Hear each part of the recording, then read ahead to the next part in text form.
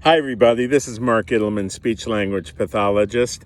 This video is a second video about apraxia treatment and computers.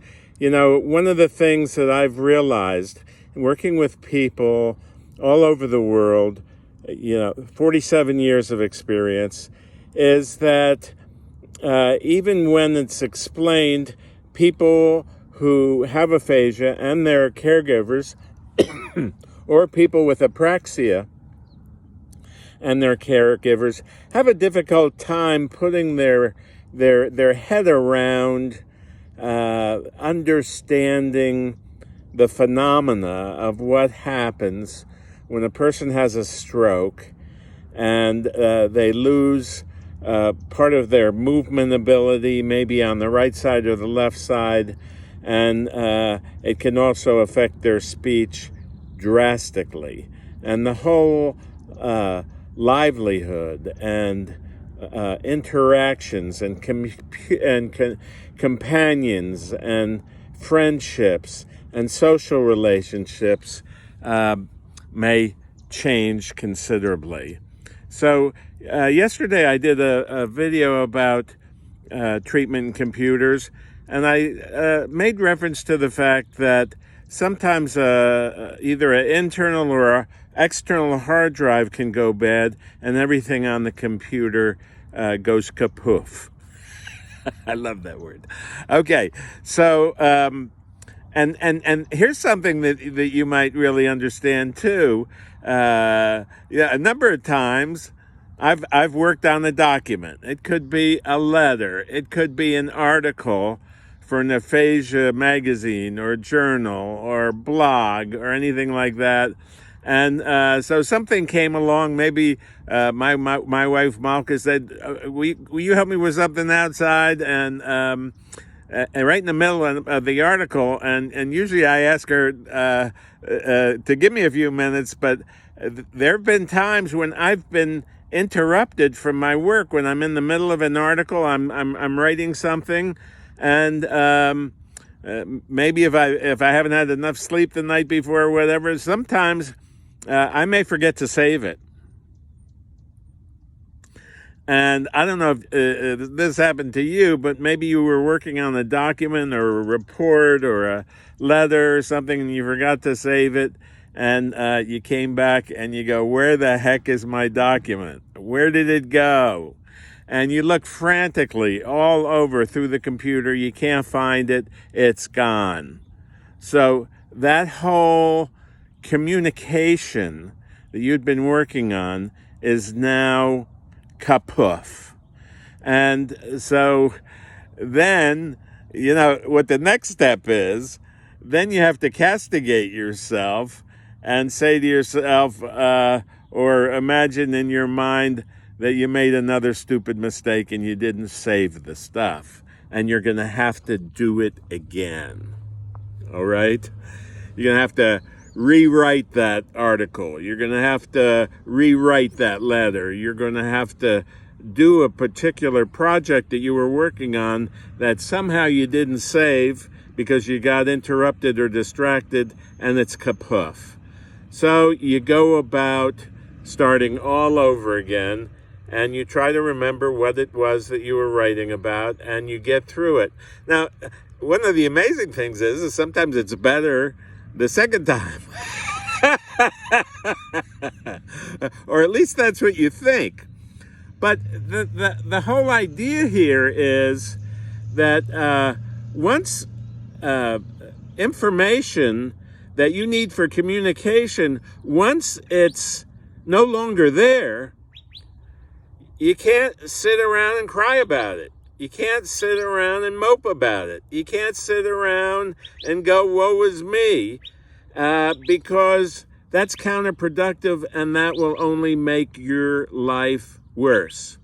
So if we take that concept of the erased document or the deleted hard drive or the mechanics in the hard drive that no longer work, and you have no more access to the information, like those with apraxia who've lost the ability to know how to put a word together with a little sounds in it.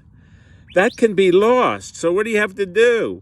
Well, you have to go out, first of all, and either buy a new computer, get your computer fixed, or buy a new external hard drive, a new memory, okay? Now, when you get that, guess what you have to do? You have to start all over again, and you have to put the information in. And that's what we do with Apraxia. You can't ever get it back unless, in most cases, especially of severe to profound apraxia, you're not going to get it back unless you start all over again and you start at stage one, very much like teaching a baby how to speak. You got to go through teaching them the vowels, the sounds, and all of that, and then you have to teach them how to combine it.